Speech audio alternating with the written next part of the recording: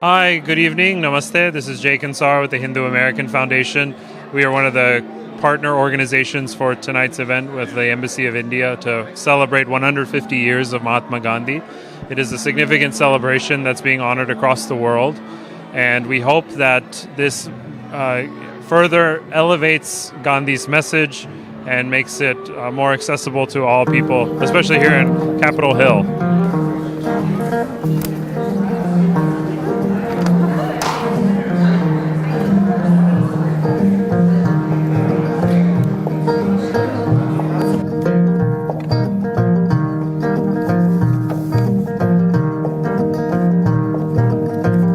वैष्णव जन तो तेने कहिए जे पीड़ पराई जाने रे। वैष्णव जन तो तेने कहिए जे पीड़ पराई जाने रे। पर दुखे उपकार करे तो ये मन अभिमान ना। वैष्णव जन तो तेने कहिए जे पीड़ पराई जाने रे।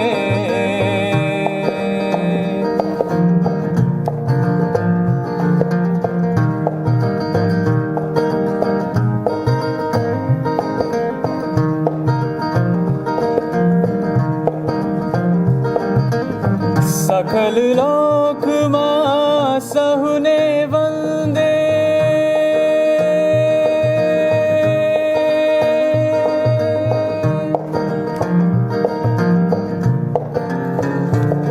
हो सकल लोक मां सहुने वंदे।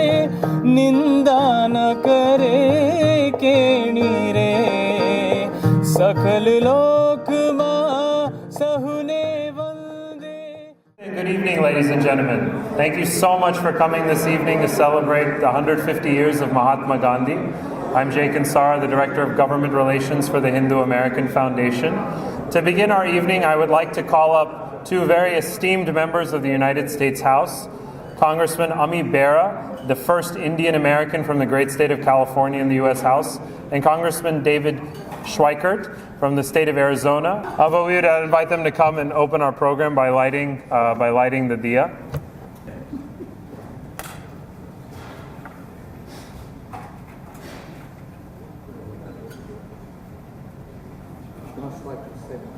Yeah, you can light one each. Thank you.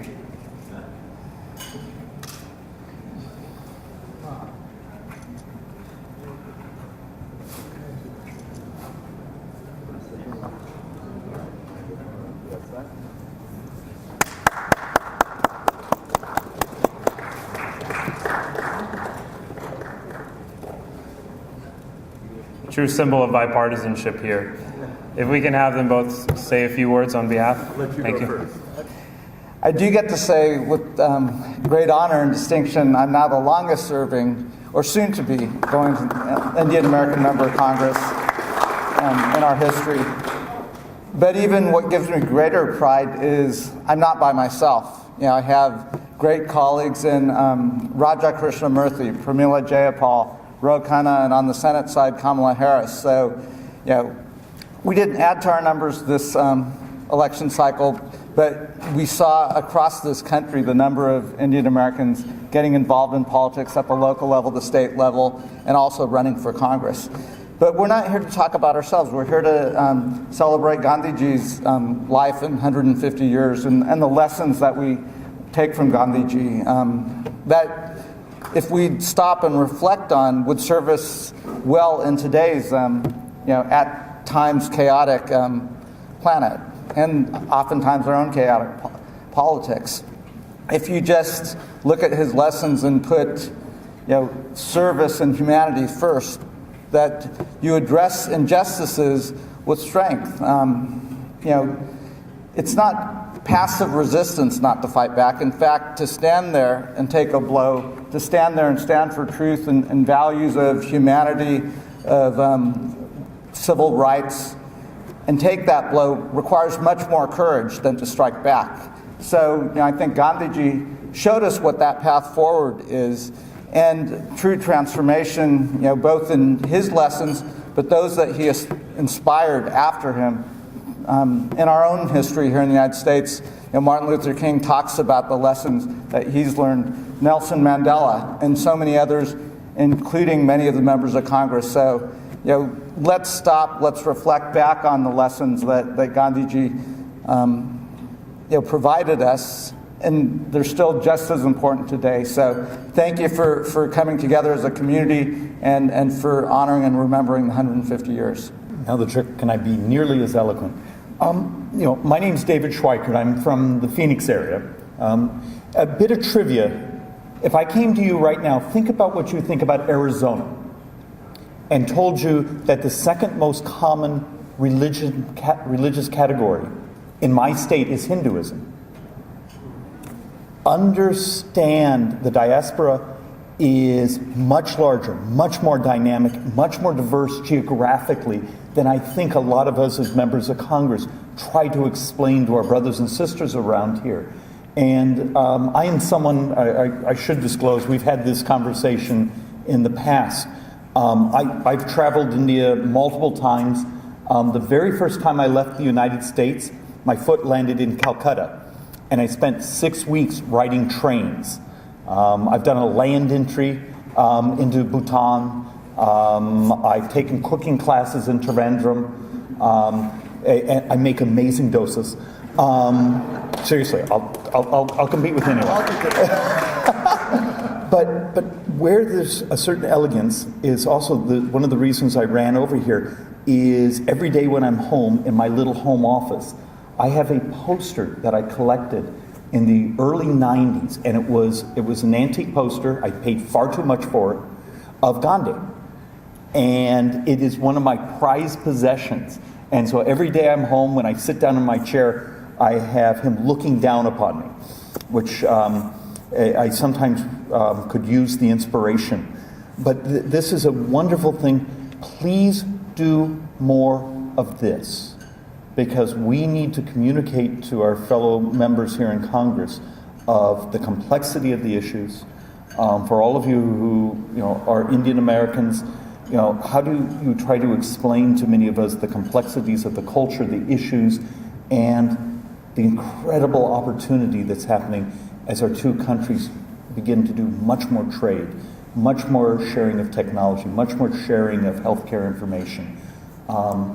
There's some amazing things coming, and I'm actually hopeful I can be one of the people that helps move it all forward. So thank you. Good evening. My name is Dr. Bharat Barai from Chicago, and a board member of the U.S.-India Friendship Council and the founding chairman of the Global Indian-Jewish Relations Institute. It's my privilege to host today evening's Capitol Hill celebration of 150 years of Mahatma Gandhi's birth anniversary, along with my co-host Dr. Sushil Jain, who is caught in the storm in St. Louis, so he's not here, and Gandhi Memorial Center, Hindu American Foundation, Indiaspora, BAPS, The Art of Living, and U.S.-India Business Council. Welcome to you all. Thank you. For we know that Gandhiji said, "My life is my message." And he called upon all of us, I would say today too, to be satyagrahis. Satya, of course, truth, what is real in life, in the world, in the universe. Graha, to hold firmly to that truth. So may we all extend in our lives that principle of Gandhiji's life message, that we may all be seekers of truth. Thank you very much. Shalom and namaste. Thank you very much for coming. As Jay mentioned, I'll be very brief. Gandhiji in South Africa, his closest friend was Herman Kallenbach, who gave him the Tolstoy farm, which was his first ashram. And that's why Gandhiji would always mention, I'm a Hindu, I'm a Christian, I'm a Sikh, Muslim, Jain, I'm a Parsi, and I'm a Jew. The other Jewish connection that he had, close Jewish connection, was from my hometown of Ahmedabad, where Dr. Abraham Arulkar from Mumbai, from our Indian Jewish community, moved with Gandhiji in 1917 to Ahmedabad because he was his personal physician, and lived with Gandhiji and built our synagogue in Ahmedabad. Those are the two personal connections that I remember of the Jewish community with Gandhiji, and a lot of and when you go to Israel, in the first Prime Minister's retirement home in Kibbutz Sde Boker, it's a simple home. He believed in Gandhian ideals, and the only photograph in the room above his bed is that of Mahatma Gandhi. So those are the three small connections, besides many others that the Jewish community has with Gandhiji. Thank you.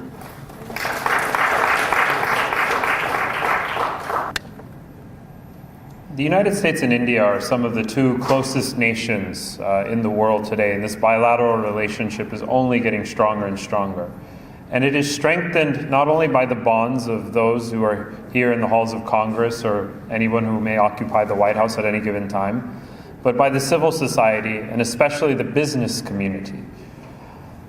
The United States-India Business Council is one of the foremost chambers of commerce that directly ties members of the business community of India and the United States together. To provide some insight into this, I would like to now invite Amy Hariani of the United States-India Business Council to make a few remarks on this. Namaste. I'm so honored to be here on behalf of the U.S.-India Business Council. Honorable Ambassador, members of Congress, thank you much for gracing this occasion. It's appropriate that we're celebrating Gandhiji's birthday, 150th anniversary today on Giving Tuesday. He is one of India's greatest gifts to the world, and his values of selflessness, service, and humility are gifts to the diaspora, to the community here in the U.S. and the rest of the world.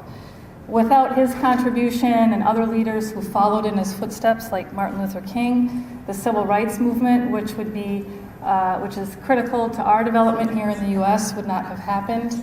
And particularly in the business community, we are so grateful for Gandhiji's service because he was about building bridges across continents and cultures.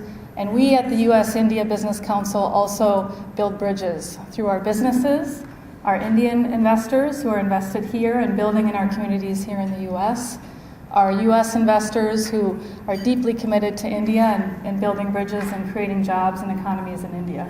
So without the business community, the culture, the diaspora, we all build together and we honor him. And I'm grateful on behalf of the U.S.-India Business Council to be here today, to Jay and to others who have given us the chance. I wish everyone a warm celebration, and thank you again on behalf of the U.S.-India Business Council. But now I'd like to invite a devotee of Sri Sri Ravi Shankar and a representative of the Art of Living Foundation, Ajay Tejasvi. Thank you. Gandhiji's 150th birth celebrations here in the capital. It's really the message of Gandhiji, really of love, compassion, non-violence, and caring for our fellow human being has really been amplified across the world with a number of organizations like the Gandhi Memorial Foundation, the Gandhi Global Fund, a lot of these organizations around the world that seek to keep the spirit of Gandhiji alive in the work that we do. Albert Einstein once famously remarked that he was worried that Gandhiji and his ideals would end up being just a legend or lore, and that everyday people wouldn't be able to connect to that ideal of loving your neighbor, embracing diverse ideologies, and using non-violence as the method of action. We're happy to share that today Sri Sri Ravi Shankar, Gurudev Sri Sri Ravi Shankar Ji and the Art of Living Foundation have inspired millions of individuals around the world to actively follow the path of ahimsa and compassion and embracing diverse ideologies. In today's world, we really see that the clash of ideas, the clash of viewpoints is growing shriller and shriller, be it here in the United States, in India, and elsewhere. And really the need of the hour is how can we come together as a one world family to really take on these challenges of violence in our societies, in our homes, and embrace this path of non-violence. So we've been doing several initiatives for this. On Gandhiji's 149th birthday, on October 2nd, we convened a set of US law enforcement officials along with peace activists, regular families, and lawmakers, mayors, to come together and see how we can start rebuilding this trust that is so essential for our societies to function effectively. I know that we're supposed to be keeping our remarks brief. In that interest, I'm so happy to be here with so many like-minded people, and thank you to the Government of India and the Embassy of India for bringing us together in such a way that we can really celebrate diversity of cultures, of ideologies, and work together to realize this dream of a violence-free society. Thank you. Namaste. Ambassador Navtej Sarna, DCM Santosh Jha, honorable representatives, staffers and guests. Since ancient times, India has been the center of a rich and developed civilization. Many of its centers of education and learning have been universally renowned in the particular era. Centuries before Christ, India developed high human values and on the basis of them kept its flag flying high. India from time to time has given the world mentors who reached the highest stages of human status and became philosopher guides for the rest of the world. Their ideas and adaptable practices, after passing of hundreds of years, are still the teachers to the world.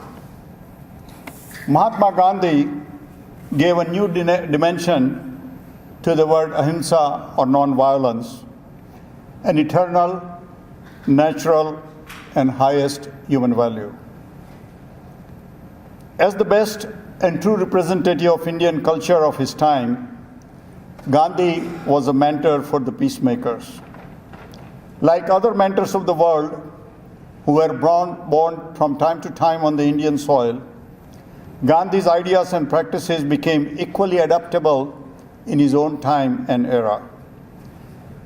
It became the guiding principle to millions of his own countrymen and all the rest of the world. United States, where Dr. Martin Luther King successfully adopted Gandhiji's model of peaceful civil obedience to secure equal rights for African Americans, is well known to us. As Congressman John Lewis proudly said, if there was no Gandhi, there would be no Martin Luther King, and there would be no Barack Obama. May Gandhiji's ideas continue to guide the good of humanity from generation to generation. Thank you for coming. On behalf of Indiaspora and the many community organizations who partnered for this effort, we want to thank you for being here tonight. For those of you who may not be familiar with Indiaspora, it's a 501c3 nonprofit. It was founded by one of the first angel investors out in Silicon Valley, M.R. Rangaswamy, with the mission of transforming the Indian American community into meaningful impact worldwide. It includes engaging our Indian American community on a socio-political level, as well as uniting the Indian diaspora worldwide and serving as a catalyst for Indian American philanthropy. Indiaspora recently promoted Gandhi's legacy by hosting nationwide screenings last summer of an inspirational documentary on nonviolence, From India with Love. Directed by Mandar Abdi, a retired corporate executive who led a delegation of Americans to India, they follow in the footsteps of Martin Luther King Jr. You can find out more about this initiative at FromIndiaWithLove.org. In addition, I want to speak a little bit about a 150-year Gandhi Commemorative Postal Stamp Initiative, which was started by Dr. Santi in Illinois. And we especially want to thank Congresswoman Robin Kelly and Congressman Raja Krishnamurthy, who will be speaking shortly, on co-writing a congressional letter to the U.S. Postmaster General to commemorate this leader's legacy in the U.S. As well as congressmen who came, spoke, and left, Congressman Ami Bera, Congressman Dave Schweikert, and all members of congressional staff, members of the Indian community, the organizations who are responsible for this inspirational event, which will actually kick off the celebrations for the 150th birth anniversary. It's so very appropriate that this event is being held in the House of the Lawmakers, because I think people like Raja are working with a vision of society, and I think anybody who's a visionary, who's looking at creating a society, correcting the wrongs of society, cannot but take inspiration from Mahatma Gandhi, whose entire life, as it was mentioned today, he had said, "My life is my message." And everything that he said, everything that he wrote, everything that he showed in personal example was based on certain values. It was based on beliefs. It was based on a rock-hard discipline which would not let him depart from those values and beliefs. We know him as the father of the nation. We know him as the person who led India's epic freedom struggle against colonialism and actually got us freedom. But I think he was so much more than that. He was one of those rare human beings who actually lived his life to his own standards, which he had set, which nobody asked him to set, which he discovered for himself those standards, and he set his life, and he made sure that he stuck to that, and when he could not, he also repented. So I think those are very, very, very deep values. In international terms, in global terms, you have already heard many speakers today talk of his influence around the world. We have heard of his influence on Martin Luther King, who in fact went to India and said that to other countries I may go as a tourist, but to India I come as a pilgrim. So that's because that was the level of impact that Mahatma Gandhi had on Martin Luther King, and not only him, Nelson Mandela you have heard about, and you have possibly also heard of figures who fought against, who struggled against a certain other kind of regimes, people like Václav Havel, people like Lech Wałęsa of Poland, and so many other people took an inspiration from Mahatma Gandhi and have impacted the life of the people of their country, the life of their countries, given a new direction to that country. So it's a great day today. 150 years is a time to remember. It's a time to reinforce. It's a time to apply those teachings and those messages to our life. And Washington, D.C. is well acquainted with Mahatma Gandhi. We have the Gandhi Center, the Gandhi Foundation Center. Here we have the Gandhi statue right across the Indian Embassy. And I know I had the privilege of being present here when we instituted the statue, and some of you would remember. And it's important to remember something which a lot of people forget. The statue is not on embassy land. The statue is on public land. So it's a statue which the entire US government, the US Congress, came together to clear the way for installation of that statue. So that too was a tribute. So I'm sure, with your help, Congressman, We are going to see many such developments over this next year, and with the help and force of this tremendous Indian American community, with them behind you, you can only win and win and win. Over to you. Thank you, Ambassador. Thank you so much. Thank you. Good evening. It's so wonderful to be here and to greet you to the People's House. This is your house. And you have now assembled in the Foreign Affairs Committee room, which is only appropriate for celebrating Mahatma Gandhi. I just have 3 points that I want to make. First point is, can you give a big round of applause to Ambassador Sarna and the embassy? Now, some of you may already know this, but Ambassador Sarna is retiring after 38 years of service to his country and for the world. Give him a big round of applause. He will be retiring in 2 weeks, and I said, what will you be doing after those 2 weeks? And he answered very simply, retirement. So, congratulations and best wishes on that next chapter in your wonderful journey. The second point I want to make is to simply recognize all the organizations that have come together. And I love this so much. This is the favorite part of some of my talks recently to organizations and for events organized by these groups, because this is really all of us coming together. And I just want to recognize them, the Jain community of the United States, Hindu American Foundation, Indiaspora, BAPS, Art of Living, U.S.-India Business Council, U.S.-India Friendship Council, and others. Can you give them a big round of applause? They really... You know, there's this old joke that sometimes we say we are only chiefs and not Indians. But sometimes we all come together and we try to help each other out in a collective purpose. And this is, of course, a wonderful time to do that again. The third and final point is a more personal one, which is that there's absolutely no way possible that I could be standing before you in the absence of Mahatma Gandhi. Why is that? I think that all of you know what a profound influence he had on Martin Luther King Jr. and the civil rights movement here in the United States.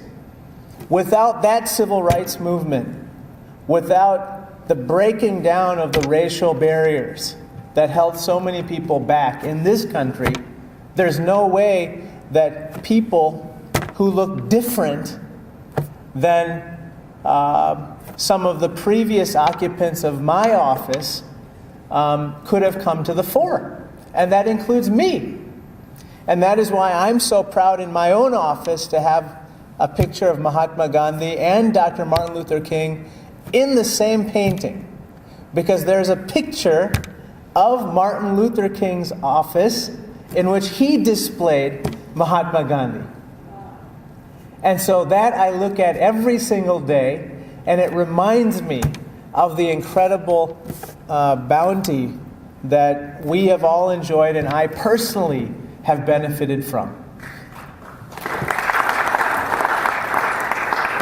And that's why I think that in this year, the 150th anniversary of Mahatma Gandhi, I think that that's why I close with something that I ask all audiences to consider, which is, how can you get even more involved in the civic life of your country and this world? You know, we just finished elections, and I know that Indian Americans and people of Indian origin voted all over the country, and now I ask all these people to consider doing even more for their country and their world. And that means running for office. You know, when I was growing up, my father said, Raja, you can do anything you want to do in life. I said, really? He said, yes. You can be a civil engineer, a mechanical engineer, electrical engineer, computer engineer, or a doctor. I said, wow, that's amazing. So I ended up getting a BS in mechanical engineering. Of course, I practice the BS part now. But the point is this, which is that our perspectives and horizons have widened substantially because of this man. And now it's up to us to take advantage of those opportunities and step up and get even more involved for the sake of our country and our world. And so I hope that you and your children and grandchildren will continue to do that and maybe even run for office, maybe run for city council or state senate, maybe run for the United States Congress, though not in my district. But anywhere else we'll be so happy. I just want to say thank you again for coming tonight and celebrating together in a unified way for a collective purpose for the greater good of our world and celebrating this man, Mahatma Gandhi. So thank you so much, and God bless all of you. Thank you. Thank you, Congressman Krishnamurthy, for braving the storms of Illinois to be with us today. And it is true that Mahatma Gandhi may have not held any political office himself, but it is absolutely even more true that he has had the most profound impact than any other figure in the 20th century and even the 21st century on more political leaders in the world today. So I would like to conclude this evening. Thank everyone for joining us on a cold fall day. And please have refreshments and drinks. And we'll hopefully see you next year to celebrate again Mahatma Gandhi's birthday. Namaste. Good evening. I would, however, be remiss without mentioning that in the video there was one country that was missing, and that country was actually the United States of America. But we are going to correct that today by having performers of the South Asian Performing Arts Network, also commonly known as SAPAN, perform this live for us this evening. Atul Menon, music director, and Ross Anderson, resident. And I myself have been privileged to be associated with this music troupe as well.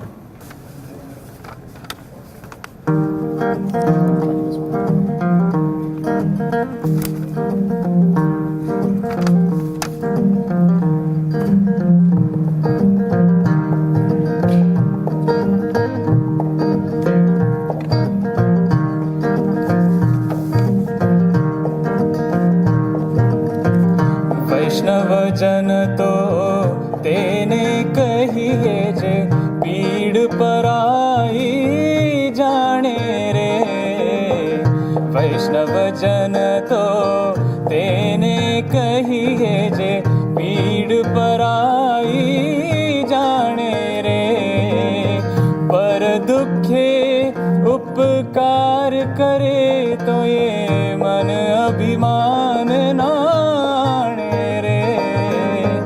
वैष्णव जन तो तेने कहिए जे पीड़ पराई जाने रे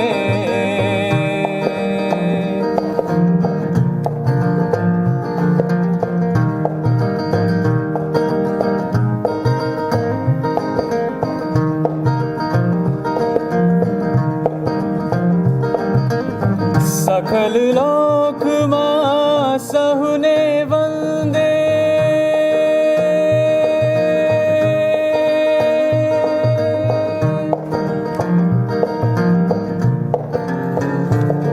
हो सकल लोक मां सहुने वंदे निंदा न करे केणी रे सकल लोक मां सहुने वंदे निंदा न करे केणी रे बाच काछ मन निश्चल राखे धन धन जननी तेनी रे वैष्णव जन तो तेने कहिए जे पीड़ पराई जाने रे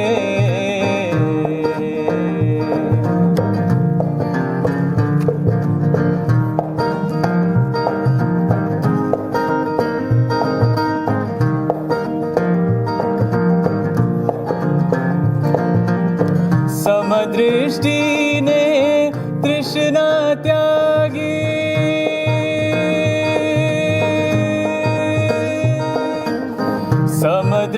जी ने तृष्णा